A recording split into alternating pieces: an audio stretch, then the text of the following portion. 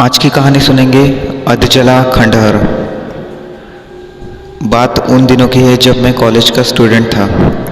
अपने कॉलेज की ओर से हम सभी कैंप के लिए एक जंगल में गए थे। हल्की ठंड थी। रात में हम सब ने पूरी रात कैंप फायर के साथ डांस करने, गाने आदि का प्रोग्राम तय किया। मुझे और सभी साथियों को कैंप फायर के लिए लकड़ियाँ इकट्ठी करने का भार सौंपा गया। मैं निकला तो सबके साथ ही, लेकिन जंगल के प्राकृतिक सौंदर्य में भटकता हुआ अकेले बहुत दूर कहीं निकल गया। अचानक आसमान बादलों से भर गया और गरज के साथ बारिश होने लगी। बादलों के लगातार गरजने से मैं पेड़ के नीचे खड़ा रहना मुनासिब न समझ आसपास किसी घर की तलाश में एक दिशा में भागने लगा। मुझे कुछ ही दूरी पर एक लाल ईंटों से बनी शानदार बिल्डिंग नजर आई। बिल्डिंग रोशनी से पूरी नहाई हुई थी और उसमें ढेर सारे लोग हैं, ऐसे दूर से ही लग रहा था। मैं तेजी से भागते उस बिल्डिंग में जा घुसा और सामने से आती हुई एक खूबसूरत नर्स से टकराते टकराते बचा। नर्स ने मुझे घूर कर देखते हुए कहा, बहुत अधिक भीग गए हो, सर्दी लग जाएगी। उधर बाई और एक स्टोर रूम है, वहाँ जाकर जो भी मिले उससे कहना सिस्टर जूलिया ने दूसरे सूखे और साफ कपड़े मुझे देने को कहा है, वह तुम्हें कपड़े दे देगा। मैं हक्का बक्का मुंह फाड़े सिस्टर जूलिया को देखता रहा। मुझे एकदम से यह समझ नहीं आया कि मैं क्या करूं। मेरी स्थिति देखकर सिस्टर जूलिया खिलखिलाकर हंस पड़ी और बोली, पहले तो तुम अपना मुंह बंद करो, वरना मुंह में मच्छर घुस जाएंगे, और अब जाकर विसा ही करो जैसा मैंने कहा है। मैं हल्के से हाँ में सर हिला सिस्टर की बताई दिशा में जाने को मूद गया। अभी कुछ एक 10 कदम ही चला होऊंगा कि मेरे कंधे पर किसी ने हाथ रखा। मैं चौंक कर पीछे मुड़ा और अपने सामने आर्मी की वर्दी में एक युवक को खड़ा मुस्कुराता पाया। मेरे चेहरे पर आश्चर्य का बादल अपना घर बना चुका था, जिसे देखते ही एक युवक को हंसी आ गई। उसने धीमे किंतु दृढ़ स्वर में कहा, मैं कैप्टन विनोद हूँ और यह हमारे देश की आर्मी का हॉस्पिटल है। कैप्टन विनोद की बातों में मुझे आश्वस्त किया। मैं अब धीरे धीरे सामान्य हो गया और मैंने कैप्टन विनोद को सिस्टर जूलिया की कई बातें बताई। वो सुनकर कैप्टन विनोद के चेहरे पर रहस्यमय मुस्कान फैल गई और वे बोले, तो सिस्टर जूलिया से भी मिल चुके? जी, क्या मतलब है आपका? मैं बोला, कुछ नहीं, चलो मैं तुम्हें सूखे कपड़े देता हूँ, चेंज कर लो, नहीं तो सच में सर्दी लग जाएगी। और मैं कैप्टन विनोद के पीछे पीछे एक बड़े से कमरे में पहुँच गया। कमरे के चारों ओर हरे रंग के पर्दे लगे हुए थे। एक बड़ा सा पेड़ पड़ा हुआ था और उसके सामने एक सोफा था। बीच में एक टेबल था जिस पर 2 गिलास, एक बड़ी बोतल ब्रांडी की और 1 या 2 पत्रिकाएं पड़ी हुई थी। कमरे के एक कोने में एक बड़ी सी अलमारी थी, जिसमें से कैप्टन विनोद ने एक आसमानी रंग का कुर्ता पायजामा निकालकर मुझे दिया और कमरे से लगे बाथरूम की ओर इशारा किया। मैं बाथरूम से कपड़े चेंज कर जैसे ही निकलने लगा, मेरी नज़र बाथरूम की एक दीवार पर पड़ी। वो खून के छींटों से भरी हुई थी। यह देखकर मैं घबरा गया और जल्दी से बाहर निकलने को मुड़ा कि बाथरूम में लगे आईने में खुद को ही देखकर चौंक गया। आईने में मेरा पूरा शरीर तो नज़र आ रहा था, लेकिन मेरे शरीर पर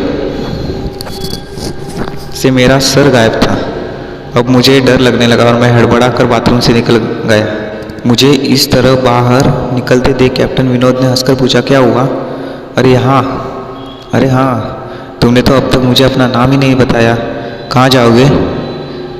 बाहर बहुत तेज़ बारिश हो रही है, लेकिन तुम जाना क्यों चाहने लगे अचानक? यह मैं समझ नहीं पा रहा हूँ। कैप्टन विनोद, आपकी बाथरूम की एक दीवार पर पूरी खूनी के छींटों से भरी हुई है। और आपके बाथरूम में लगा आईना भी कुछ अजीब सा है। उसमें मुझे मेरा पूरा शरीर तो दिखाई दिया, लेकिन मेरा सर ही गायब था। मैं बिल्कुल भी नहीं रुकूंगा यहाँ, बारिश में ही भीगता हुआ अपने कैंप तक जाऊंगा। कहते हुए मैं कमरे से बाहर जाने वाले दरवाजे की ओर बढ़ा। रुको! तभी कैप्टन विनोद की कड़ारती आवाज़ गूंजी। तो तुमने सब कुछ देख ही लिया? जी, क्या मतलब है आपका? मेरी आवाज़ में डर भर गया था। मतलब चाहे जो हो, तुम तब तक यहाँ से नहीं जा सकते जब तक मैं तुम्हें कुछ बता ना दूँ। क्या बताना चाहते हैं आप? जो आज तक कोई न जान सका। जो आज तक कोई न जान सका, वह मैं जानकर क्या करूँगा? प्लीज़ अब मुझे जाने दें। मैं डर से रुआसा हो गया। नहीं, बिल्कुल भी नहीं।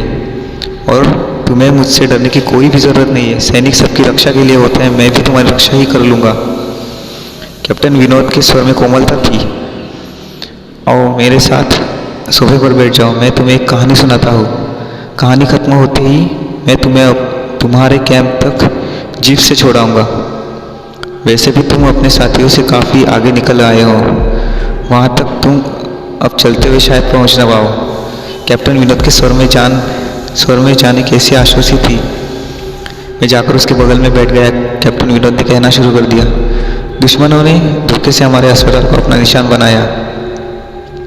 दुश्मन देश के 2 सैनिक हमारे सैनिक के वेश में एक हमारे ही घायल सैनिक को लेकर आए। वह घायल था और हमारे देश की सेना ने उसे बहुत ढूंढा, लेकिन नहीं मिला था। शायद साजिश के तहत उसे घायल होते ही घुसपैठियों ने कहीं छुपा दिया था।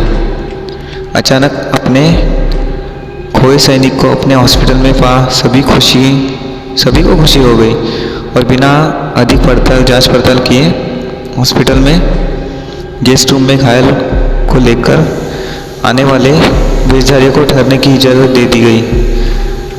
अभी उस सैनिक का इलाज चल ही रहा था कि जोरों का ब्लास्ट हुआ और पूरा हॉस्पिटल एक पल में खंडहर में तब्दील हो गया।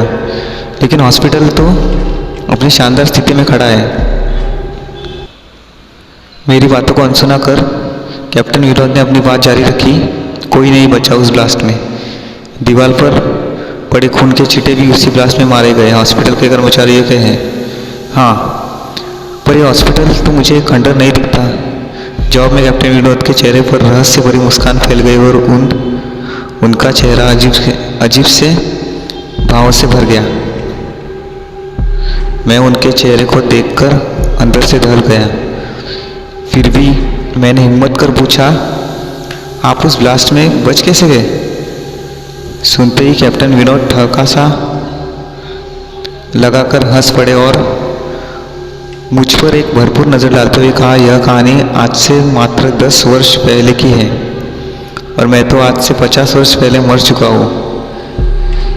इसके आगे उन्होंने क्या कहा मुझे कुछ नहीं मालूम। चेहरे पर गिलेपन का एहसास जब काफ़ी हुआ तो मैं जैसे नींद से जागा। मुझे घेरे हुए मेरे सभी सहपाठी और टीचर खड़े थे। मेरी आँख खोलते ही मेरे सर ने कहा, थैंक गॉड तुम्हें होश आ गया। तो क्या मैं बेहोश था? हाँ, तू जंगल में जाने कहाँ भटक गए थे। जब सभी लौट आए तो और तुम नहीं आए तो हम सभी मिलकर तुम्हें ढूंढने निकले। काफ़ी दूर जाने के बाद हमने एक जीप आती दिखाई दी जिसमें एक आर्मी मैन तुम्हें पीछे की सीट पर सुलाए हुए हमारे कैंप को ढूंढते हुए आ रहे थे। उन्होंने हम सबको भी अपनी जीप पर बिठाया और कैंप तक छोड़ा। हमने उन्हें काफ़ी रोकने की कोशिश भी की, लेकिन वे यह कहते हुए चले गए कि अभी नहीं रुक सकता, एक ज़रूरी काम है। जब हमने तुम्हारे बेहोश हो जाने और उन तक तुम्हारे पहुंचने के बारे में पूछा तो बोले सोमेश ही बताएगा और जो भी बताएगा वह सब सच होगा। सबकी उत्सुक निगाहें अपनी ओर लगी देख मैंने धीमे स्वर से पूछा, क्या उनका नाम कैप्टन विनोद था? सर ने हाँ में सर हिलाया। मैंने सबको उधर चलने को कहा जिधर से सबने जीप आती ही देखी थी। पहले तो सर तैयार नहीं हुए, लेकिन बहुत कहने पर वे राजी हो गए। सुबह होते ही हम उधर की ओर चले गए। मैं उस जगह पर पहुंच गया, पहुंचकर गहरे आश्चर्य में डूब गया। वहाँ एक अधजला खंडहर था जिसके एक टूटे पत्थर पर लिखा था आर्मी हॉस्पिटल। धन्यवाद।